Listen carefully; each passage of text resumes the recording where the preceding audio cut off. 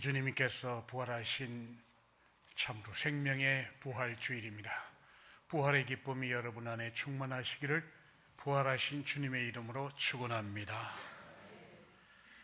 여러분 몸에 난 흉터를 혹 가지고 계십니까? 혹은 남다른 몸에 점이 있습니까? 남보기 부끄러운 흉터나 점이나 상처 자리는 감추게 마련이고, 그리고 숨기려고 합니다마는, 그러나 때로는 그 감추고 싶은 못난 자국, 아픈 기억을 떠올리게 하는 깊은 상처 자리 흉터가 자랑이 되기도 하고 소중한 증거 자국이 되기도 합니다. 1983년 6월 30일입니다. 6.25 전쟁이 일어난 지 33년째 되는 해이고, 지금부터 되돌아봐도 지금 32년째, 벌써 32년이 지났네요. KBS는 이산가족 찾기 생방송을 시작하였습니다. 이산가족의 생사를 알 수 없이 한평생 한을 안고 살던 이 땅의 모든 이산가족이 일제히 이산가족 찾기 방송에 매달렸습니다. 북쪽으로 헤어진 이산가족은 만날 수 없더라도 지금 남쪽에서 어딘가에 있다고 하면 만날이라는 희망을 갖게 되고, 거기 수많은 사람들이 매달렸습니다. 수많은 이산가족의 사연이 소개되고 33년 만에 가족을 만나는 감동, 그것이 전 국민을 울렸습니다. 당사자들은 말할 것도 없고 그것을 바라보는 대한민국 국민은 한 사람도 예외 없이 눈물을 흘렸습니다. 세계 각국 사람에게도 큰 울림이 되었습니다. KBS는 잠깐 하려던 방송을 계속 늘려갔고 라디오 방송도 동시에 진행되었습니다. 1983년 6월 30일 시작한 방송은 11월 14일까지 계속되었고 136일간 453시간 기록을 남겼습니다. 각본 없는 드라마와 같은 이런 감동은 다시 우리가 볼 수 없을 것입니다. 북한에 있는 이산가족은 만나지 못해도 남쪽에 있는 가족만이라도 살아있으면 만날 수 있는 그런 기회가 제공되었던 것이죠. 여기서 우리가 주목하는 것은 살아서 다시 만나는 기쁨이 얼마나 큰 것인지를 우리가 보았습니다. 서로 소식을 모르고 만나지 못하는 아픔이 얼마나 큰지를 우리가 보았습니다. 다시는 이런 비극이 일어나지 않아야겠다는 생각도 했습니다. 그리고 가족이 서로, 혈육이 서로 만났을 때 서로 앞서거니 뒤서거니 이 무대에서 서로 만나는 장면을 보면 붕어빵처럼 꼭 닮아서 당사자들은 물론이고 시청자 모두들이 대번에 저 두 사람은 형제구나, 저 사람은 오누이구나, 모자지간이구나 대번할 수가 있죠. 그런 경우도 있었습니다만은 또 가족 친지의 이름을 확인하고 서로 가족임을 확인하는 그런 경우도 있었습니다. 또 어떤 사람은 아무개가 맞으면 어디에 점이 있을 텐데 그 점 좀 보자 해서 점을 보고 그 몸에 감추어져 있는 점을 저 뒤로 가서 확인하고 나선 그래 너 맞다 하고 서로 부둥켜 안고 우는 경우도 있었습니다. 그리고 어떤 이는 마마자욱이 서로를 알아보는, 바로 그 혈육임을 알아보는 바로 증거가 되기도 했습니다. 어떤 사람은 이 머리에도 광고판으로 그냥 이 머리를 쓰고 이 그 몸에도 광고판으로 그냥 말고 있는데 거기 보니까 아무개 곰보 동생 찾습니다. 아무개 곰보 누나를 찾습니다. 그렇게 기록해갖고 서 있는 그런 사람도 있었습니다.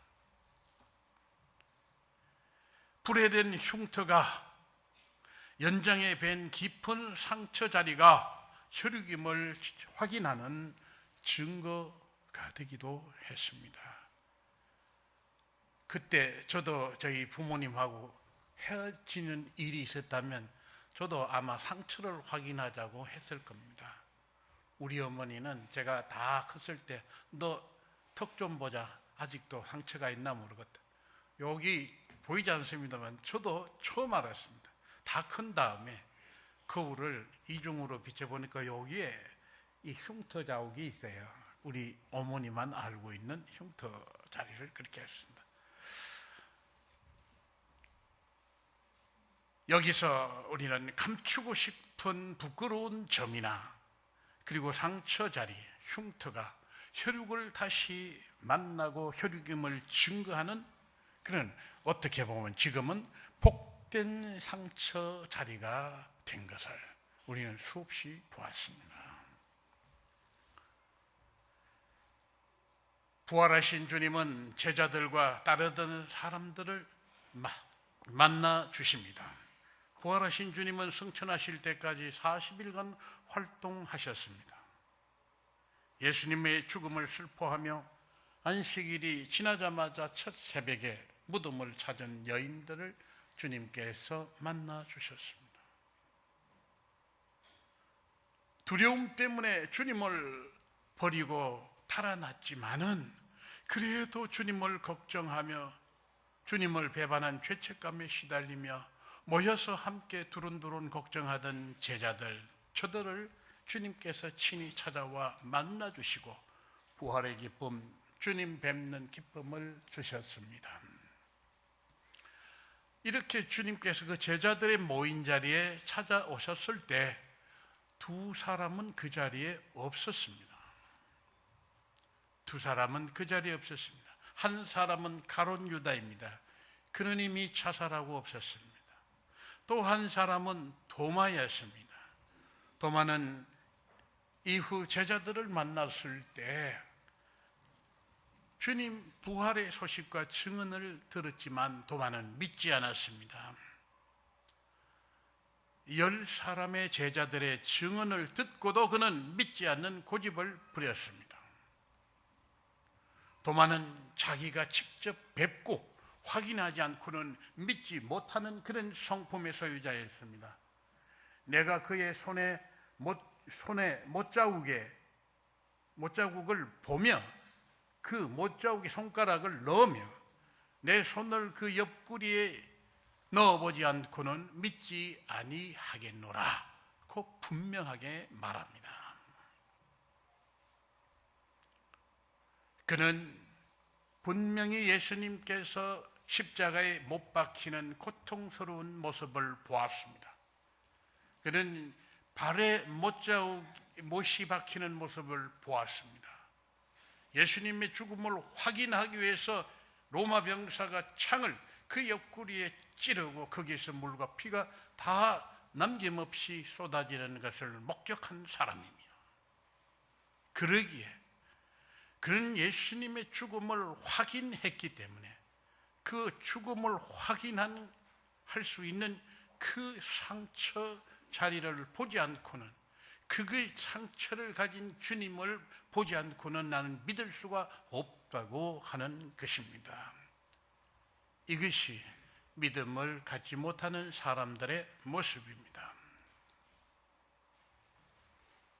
그런데 다시 제자들이 모인 자리에 주님이 찾아오십니다. 예수님은 달아난 사람들, 주님을 모른다고 배반한 사람들, 약속을 지키지 않았던 제자들, 그들 한 번도 꾸짖지 않으셨습니다. 고난과 죽음 앞에 두려워 떠는 제자들을 주님께서는 충분히 이해하셨습니다. 주님의 부활 예언과 약속을 들었지만 믿고 따르지 못한 제자들, 저들의 나약함을 예수님께서는 이해하시고 용서하셨습니다.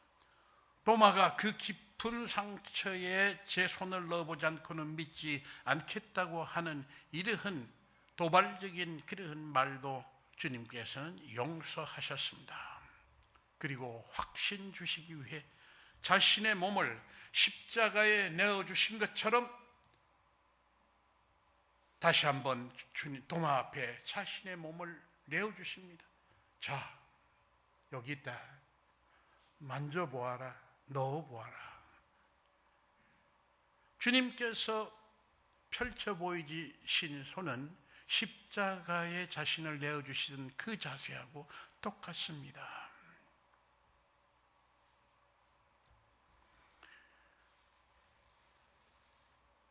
이보다 더 따뜻할 수 없습니다. 도마를 꾸짖기보다는 따뜻한 음성으로 이렇게 말씀하십니다. 이보다 더 친절할 수는 없습니다.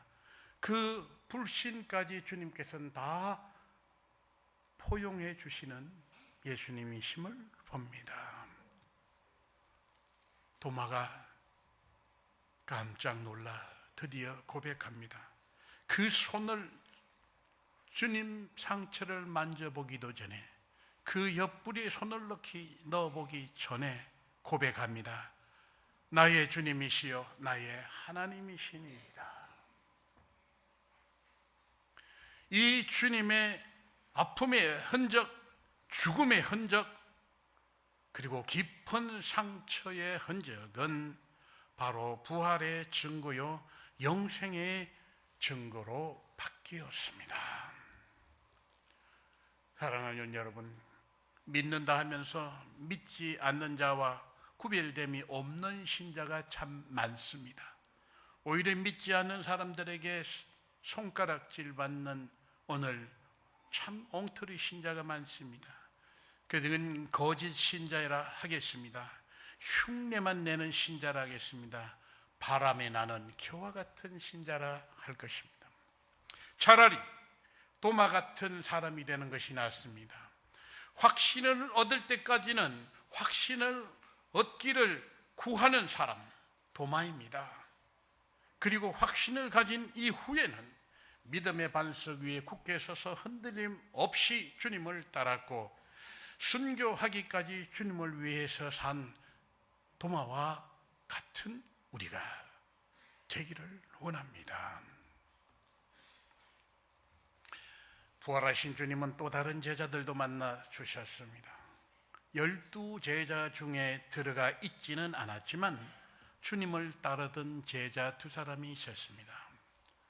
주님께 남은 여생을 맡기고 하나님의 나라의 소망으로 살던 2사람입니다. 지금까지 저들은 이 세상에서 참으로 어둠 가운데서, 죄악 가운데서 아무런 희망이 없이 그저 살아왔는데 주님을 만나 뵙고 저들은 참된 소망을 가지게 되었던 것이죠. 그러나 저들도 주님의 고난과 주님의 죽음과 주님의 무덤을 본 이후에 무너지고 말았습니다. 저들의 희망이 사라지고 저들의 정말 굳은 의지는 그냥 무너지고 말았습니다. 저들은 예루살렘을 떠나 엠마오로 향합니다. 예루살렘은 절망의 도시, 죄악의 도시, 의인을 죽이는 도시. 그러면 엠마오는 뭐가 더 나아서 가는 것입니까? 엠마오로 향하러 가는 것은 엠마오가 뭐가 더 나아서 가는 것이 아니라 모두 다 절망의 땅이지만 그러나 주님을 죽인 예루살렘이 더 싫어서 그저 엠마오로 향해 가고 있었던 것입니다. 그러나 주님께서 그들을 버려두지 아니하셨습니다. 주님은 그들 가까이 다가오시고 동행해 주셨습니다. 예수님의 죽음과 절망과 탄식을 이야기하는 그들을 꾸짖지 아니하시고 나무라지 아니하셨습니다. 주님께서는 그들의 슬픔과 아픔을 이해해 주셨기 때문입니다. 저들이 주님을 그토록 사랑했기 때문에, 주님을 믿었기 때문에, 주님을 따랐던 사람이기 때문에 저들의 아픔이 그만큼 더 컸었거든요. 절망이 더 컸었거든요. 분노가 더 컸었거든요. 그러니 저들을 주님께서는 충분히 이해하시고 그들도 품어주시는 것을 볼 수 있습니다. 그리고 그들에게 부활하신 자신을 드러내 보이시고 부활의 확신을 주셨습니다. 그러자 그들은 엠마오로 향하던 발걸음을 멈추고 돌아서서 그 예루살렘으로 향하고 그곳에서 11 제자를 만나고 그들과 함께 부활의 증인이 됩니다. 사랑하는 여러분, 우리는 확신을 가지고 그리스도 예수의 사람으로 살아야 하겠습니다. 오늘도 주님은 확신을 갖지 못하는 신자들을 찾아와 주십니다. 그리고 저들에게 확신을 주십니다. 믿음 없으면서 믿는 채 하는 것은 더 어리석은 것입니다. 가짜 신자가 됩니다. 확신을 가질 때까지 주님께 구하고 주 성령의 역사를 통해서 우리가 확신을 가질 수가 있어야만 할 것입니다. 그리고 보지 못하고 믿는 자, 복된 자라는 이 말씀을 주님께로 들을 수 있는 사람들이 되어야 하겠습니다. 사랑하는 여러분, 세상은 주님의 못자국과 창자국을 죽음의 증거로 삼고 있습니다.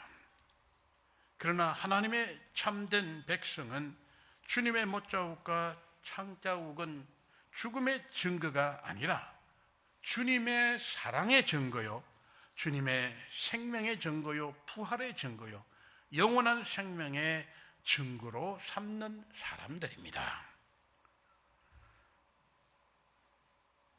부활의 아침, 여러분, 주님의 못자국과 창자국을 부활의 증거로 삼는 여러분 되시기를 주님의 이름으로 축원합니다.